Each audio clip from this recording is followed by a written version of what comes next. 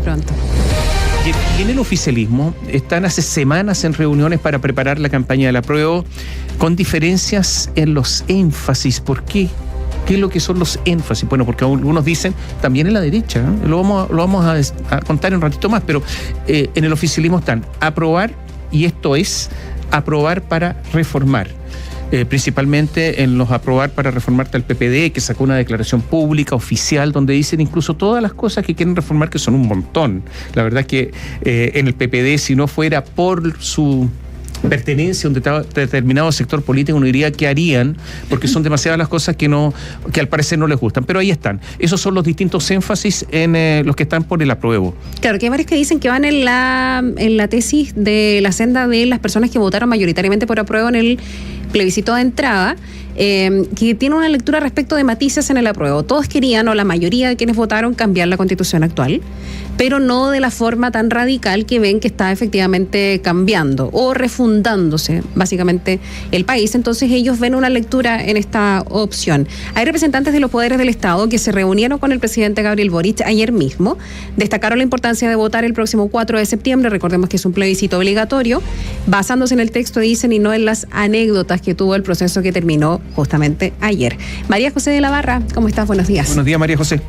Hola, muy buenos días. Con 2 ministros menos se realizó el tradicional comité político ampliado en el Palacio de la Moneda, que comenzó con casi media hora de atraso, ya que los presidentes de los partidos oficialistas y los secretarios de Estado estaban viendo la ceremonia de cierre de la Convención Constitucional. Hubo una presentación del jefe de Hacienda, Mario Marcel, sobre la reforma tributaria. Y luego se abordó uno de los temas claves para las coaliciones de gobierno, que como ustedes lo decían, sin duda es la campaña del apruebo. Fuentes de ambos bloques informaron que las diferencias se van agudizando con el tiempo, y esto se da por 2 razones. Hay quienes no quieren la consigna de apruebo con apellido y otros que buscan llegar de lleno a los indecisos con un discurso mucho más moderado. Luego de la reunión en La Moneda, el presidente del Partido Liberal, Patricio Morales, sostuvo que Apruebo Dignidad tendrá una franja y ellos, como socialistas democrático, también tendrán una unificada. Pese a que descartó que existan 2 almas en el gobierno, reconoció que las diferencias han sido complejas. No es efectivo que tengamos 2 almas, tenemos énfasis distintos, los indecisos no son solamente un grupo, y creo que tenemos identidades pero convivimos con el mismo objetivo, que es que gane el apruebo. Dentro del socialismo democrático todos hemos concordado que es necesario mejorar el texto, y básicamente tenemos énfasis distinto en cómo presentar reformas. Pese a que Patricio Morales habla de que el socialismo democrático va a ir en una franja unificada a todos los partidos, Paulina Bodanovich, presidenta del Partido Socialista, no descartó que su colectividad vaya parte de esta coalición, pero desdramatizó esta polémica por las franjas y la comparó con el plebiscito de 1988. Escuchémosla. Cuando fue el no, había un no que era no nomás, otro no hasta vencer, teníamos un amplio abanico y ganamos. Y vamos a ganar de nuevo porque aquí la ciudadanía, la gran mayoría de la ciudadanía, quiere una nueva constitución para Chile, y esa gran mayoría de la ciudadanía que la representó el presidente Boric cuando ganó, la vamos a representar nosotros. En representación de Apruebo Dignidad, Flavia Torrealba, quien es la presidenta de la Federación Regionalista Verde Social, se refirió a las diferencias de contenido entre los partidos y relevó también que su coalición Apruebo Dignidad va a ir en franja unificada. Estamos coordinándonos con todos los partidos de los 2 bloques oficialistas para hacer un despliegue territorial muy coordinado. Probablemente la franja va a ser diferenciada. Tenemos enfoques distintos sobre lo que tiene que predominar en algunos mensajes, y algunos en particular para la Federación Regionalista. Se desarrollaba el segundo tiempo de este comité político ampliado cuando el presidente Gabriel Boric estaba encabezando una reunión con representantes de los otros poderes del Estado para discutir sobre el rol del poder constituido y también sobre la campaña informativa para el plebiscito. El representante del Senado, el senador del Partido Socialista Álvaro Elizalde, llamó a todos los actores a estar a la altura del proceso y aseguró que la campaña debe desarrollarse sobre la base del texto y no respecto de otros aspectos secundarios del proceso. Por eso nos parece que esta campaña debe desarrollarse sobre la base de lo que realmente propone el texto que ha planteado la Convención Constitucional, y no sobre otros aspectos que son secundarios y que no forman parte de la consulta, de la pregunta que se hace en el marco del plebiscito. Y lo más importante es que los ciudadanos concurran a las urnas de manera informada. Coincidió su par de la Cámara de Diputadas y Diputados Raúl Soto, quien integra la bancada del Partido por la Democracia, quien aseguró que lo que buscan es garantizar la imparcialidad para todo este proceso y lograr que se desarrolle con total normalidad para que el 4 de septiembre haya una fiesta de la democracia. Nuestro rol será garantizar ese proceso a través de la información, pero al mismo tiempo dar tranquilidad al país de que la democracia va a continuar. Los poderes del Estado acá presentes vamos a garantizar que cualquiera sea el resultado, el 5 de septiembre nuestro país va a seguir adelante. También estuvo presente, por cierto, parte de la Corte Suprema y del Poder Judicial. Juan Eduardo Fuentes, presidente de la Corte Suprema, aseguró que en su parte no cumplirán ningún rol porque uno de los principios fundamentales del Estado de Derecho es que el Poder Judicial mantenga su imparcialidad e independencia. Tomás Catherine. Ya, vamos a ver cómo se mantiene la imparcialidad. En un gobierno que todos sabemos, y es obvio que está a favor del apruebo, lo dice el presidente Gabriel Boric, cómo se mantiene esa imparcialidad va a ser muy complejo, principalmente porque un ministro, por ejemplo, después de sus horas de trabajo puede hacer campaña. Entonces, yo creo que la van a hacer además. Entonces va a ser muy, muy difícil mantener una especie de imparcialidad. Digo esto, por una razón que mucho se ha hablado de la nueva Constitución y que es un tema histórico. La nueva Constitución permite la reelección presidencial por una vez. Entonces, la pregunta, y por lo tanto, cuando un presidente es candidato, imagínense el intervencionismo que puede haber del Estado. Claro, no a este presidente. No, estoy hablando del texto constitucional. Sí. Uh-huh. Entonces, a lo mejor aquí vamos a ver una especie de qué significa eso. No va a la reelección, pero estoy hablando de una opción que tiene un gobierno determinado, etcétera, etcétera. Yo quiero recordar que una cosa histórica, en Chile existieron en el siglo XIX presidentes que se podían reelegir en base a la Constitución de 1833 y de hecho existió un periodo que se llamó los decenios porque se reelegían efectivamente, el periodo duraba 5 años y fueron los decenios y mucho se dijo, no, un presidente que esté siendo al mismo tiempo candidato no resiste. Vamos a ver qué pasa con la presidencia. Es un límite muy tenue, yo diría, delgado. Difícil de fiscalizar también. Estamos atentos a la campaña, María José, de la oposición. Ayer, del gobierno, del oficialismo. Ayer el Partido Comunista llegó a la sede de gobierno a primera hora y se reunieron con los ministros Siskia Siches, Giorgio Jackson, en La Moneda. Ahí estaba Carol Cariola, Daniel Núñez del Senado, Luis Cuello, sí. Boris Barreira, Alejandra Plasencia, Lorena Pizarro. ¿A qué llegaron? Fueron específicamente a plantear sus peticiones respecto a lo que se conoce como el IFE de invierno, pedir transferencias directas para un sector, no transferencias universales, sino para un sector, y también relevaron lo que es la agenda de seguridad. Esta reunión se dio a las 8 de la mañana, previo a la ceremonia de cierre, y generó algunas molestias dentro de lo que es el oficialismo, debido a que, Guillermo Tellier, quien es presidente del Partido Comunista, no asistió a esta reunión de la mañana, pero tampoco asistió al comité político ampliado de las 11 de la mañana. Se dijo que era porque estaba en regiones, que no estaba presente en la región metropolitana, pero hubo quienes acusaron que el Partido Comunista tenía ventanilla propia y ventanilla única. Esto porque llegaron antes del comité político, se reunieron con los ministros, hablaron acerca de este tema y lo hicieron solo ellos, ¿no? No fue una idea que se planteó después en el comité. No, fue una idea que tuvo el Partido Comunista para poder plantear sus peticiones en cuanto a lo que es la seguridad y también lo que es, como yo les comentaba, el IFE de invierno. Lo que sí cabe destacar que la ministra del Interior, Siskia Siches, dijo que en la presentación del Plan de Seguridad Nacional y Prevención del Delito, ellos estaban abiertos durante un mes a poder recibir propuestas de cada una de las bancadas para así poder definir cuáles iban a ser las eventuales modificaciones o cambios que se iban a realizar al Plan de Seguridad. Ya había entregado el plan sus modificaciones o su agenda legislativa el Partido Socialista. Lo mismo hizo Renovación Nacional y ayer también se complementaron las propuestas con el Partido Comunista, que relevó, por cierto, la importancia de la reforma a las policías, ambas policías, Carabineros y la Policía de Investigaciones. Pero claro, se juntaron con la ministra del Interior y el ministro Jackson, una reunión que duró poco más de una hora, con toda la bancada de diputados, diputadas, senadores y senadoras del Partido Comunista, y por cierto que eso generó bastante molestia en algunas facciones del oficialismo, ya que, como yo les decía, hablaban de ventanilla única. María José, para terminar rápidamente, Exactamente. Ayer en Radiograma temprano nosotros hablamos de las presiones que estaba comenzando a sufrir Mario Marcel para que suelte la mano, especialmente frente al plebiscito. O sea, que la situación económica no afecte el voto de los ciudadanos. ¿Por qué? Porque se está empezando a notar la crisis económica, la inflación, etcétera. Y por lo tanto le están pidiendo un IFE de invierno, le están pidiendo un montón de cosas. Esta reunión ayer del Partido Comunista con los ministros Jackson, Siches, es justamente una manifestación de esto. El Partido Comunista pidiendo soltar la mano económica, que haya IFE, que haya bonos, antes del plebiscito, justamente como una medida también electoral.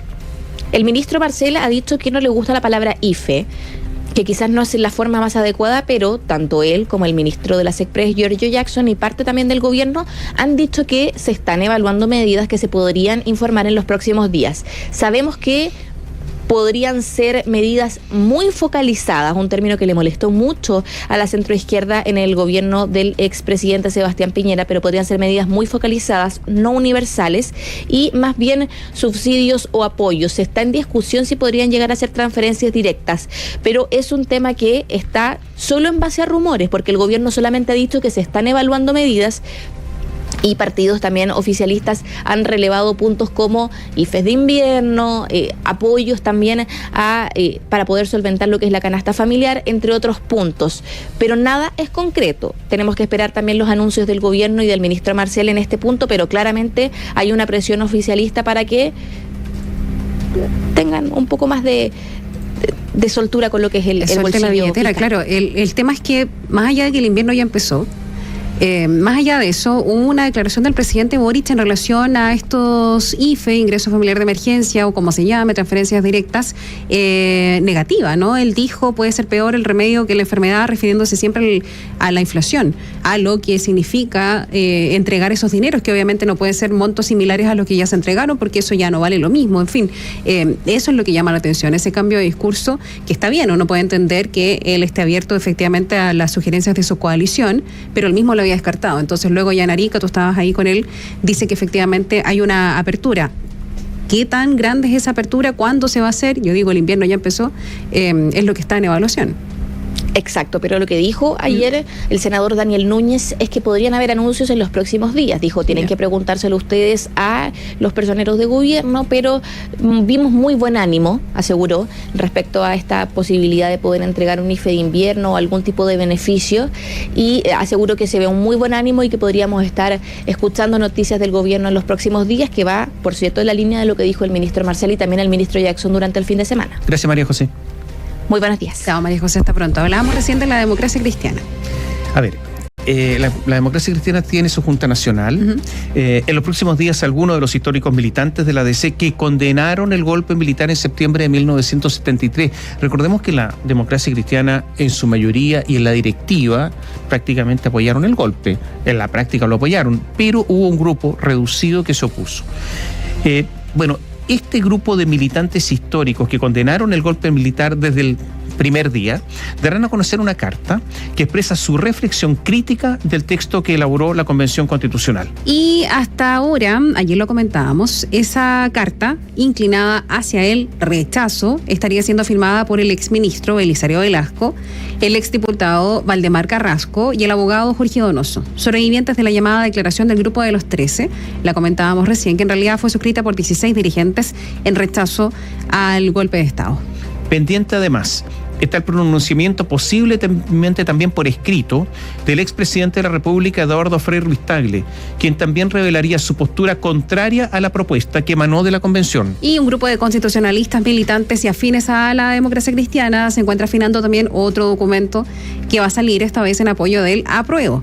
Ese texto, que se va a difundir a modo de columna, es suscrito por los abogados y profesores de Derecho Tomás Jordán, Javier Couso, Elisa Walker y Agustín Quintana. Todos estos escritos, si son revelados antes del miércoles, podrían convertirse en nuevos insumos para la próxima Junta Nacional de la Democracia Cristiana, donde la colectividad, a través de sus cerca de 380 delegados, definirá este 6 de julio su postura institucional ante el plebiscito de salida. En los últimos días, esto lo cuenta el diario La Tercera, habían escalado las tensiones dentro del partido, en donde distintos grupos habían comenzado a fijar posturas por el apruebo o por el rechazo. Frente a esta disyuntiva y para evitar que militantes sigan anticipando sus posiciones personales, la directiva de la DC había determinado derivar esta decisión a la Junta, tal como se hizo en noviembre del año pasado cuando el partido definió apoyar a Gabriel Boric en la segunda vuelta presidencial. Y si bien hay grupos que piden que exista libertad de acción, hay partidarios del apruebo y del rechazo que quieren imponer una posición nítida. Ello implicaría que quienes no se sometan a la línea oficial se arriesgarían a ser expulsados de la colectividad. Así ocurrió, por ejemplo, con quienes se negaron a apoyar a Boric en la segunda vuelta presidencial. El problema es que en el caso del plebiscito de salida, la democracia cristiana está dividida entre dos facciones con un peso relativamente parejo. O sea, si los expulsan, ya está reducida a un 50%. Esta medición de fuerzas se inició el viernes 27 de mayo cuando la juventud de la democracia cristiana se sumó a esta guerrilla de declaraciones o de cartas al fijar una posición a favor del apruebo e instar a la directiva a no dar espacio a la libertad de acción. Luego, el 1 de junio, la senadora Yasna Proboste anticipó su voto a favor del texto constitucional al ser entrevistada en CNN durante la cuenta pública del presidente Gabriel Boric ante el Congreso. Y días después, el 4 de junio, día sábado, el senador Francisco Buenchumilla cuestionó los anuncios de los legisladores de derecha que ofrecían alternativas para cambiar la actual constitución. En respuesta, al martes siguiente, el 7 de junio, otros dos senadores de la democracia cristiana, Jimena Rincón y Matías Walker, que están inclinados por el rechazo, anunciaron un proyecto que proponía precisamente lo que Buenchumilla fustigaba, una reforma para bajar el quórum de la actual constitución a los 4/7 de los parlamentarios en ejercicio. El quinto senador de la Falange, Iván Flores, por su parte, emitió un comentario en redes sociales que aparentemente respaldaba las palabras de Buenchumilla, pero días después firmó la propuesta de Rincón y Walker para bajar el quórum y hacer cambios a la actual Carta Fundamental. Y por esos días, la mesa directiva de la democracia cristiana, presidida por el alcalde de La Granja, Felipe Del Pin, quien valóricamente está más cerca del apruebo, había asumido una postura cautelosa. El 23 de junio, sin embargo, 9 expresidentes de la ADC enviaron una carta pública a la directiva pidiendo libertad de acción para el plebiscito. La libertad de acción nos evitará mayores problemas, decía esa carta firmada por Eduardo Frei, Carolina Goich, Enrique Kraus, Alejandro Foxley, Ricardo Ormazábal, Fuad Chaín, que era el convencional de la democracia cristiana, Juan Carlos Latorre, Ignacio Walker y Andrés Saldívar. Si bien los expresidentes falangistas no adelantaban su posición por el apruebo o el rechazo, varios de ellos son conocidos por tener una opinión crítica de la convención. La respuesta fue una declaración de Felipe Del Pin y de varios integrantes de la actual mesa directiva, entre ellas estaba también la senadora Proboste y la secretaria nacional Cecilia Valdés, desestimando la libertad de acción. Hoy el partido ha llegado a una encrucijada histórica respecto de si aprobar o rechazar la nueva constitución que se propone, pero la encrucijada más importante que enfrentamos, sin lugar a dudas, es cómo salir de la irrelevancia política en la que hemos caído en los últimos años. Para evitar un quiebre, en los últimos días comenzó a circular o a tomar cierta fuerza la propuesta del diputado Alberto Unturraga. Él está por el apruebo y propone que la Junta Nacional de la Democracia Cristiana apruebe apoyar institucionalmente el texto en el plebiscito, pero dejando un margen. El margen a la libertad de conciencia. Ello implicaría que quienes no estén en la postura institucional no sean perseguidos ni sancionados ante el Tribunal Supremo. Y esta alternativa, y por eso ha tomado fuerza, dicen, acomodaría al presidente de la ADC, según algunas fuentes de ese partido. Bueno, la Junta es mañana, así que no queda mucho para salirte la duda respecto de qué es lo que va a pasar. Y por lo tanto, podría ser una jornada epistolar, digamos, por decirlo de alguna manera. Cartas van y cartas vienen en la democracia cristiana. Vamos a la oposición, que también prepara sus campañas para el plebiscito. Las colectividades de Chile Vamos, o Vamos por Chile, como se llamaban ahí en la convención, van a insistir con la idea de rechazar para reformar, pero el Partido Republicano se inclinaría por un rechazo sin apellido. La democracia cristiana, como les decíamos, mañana toma esta decisión fundamental. Bastián Lluvetich con detalles.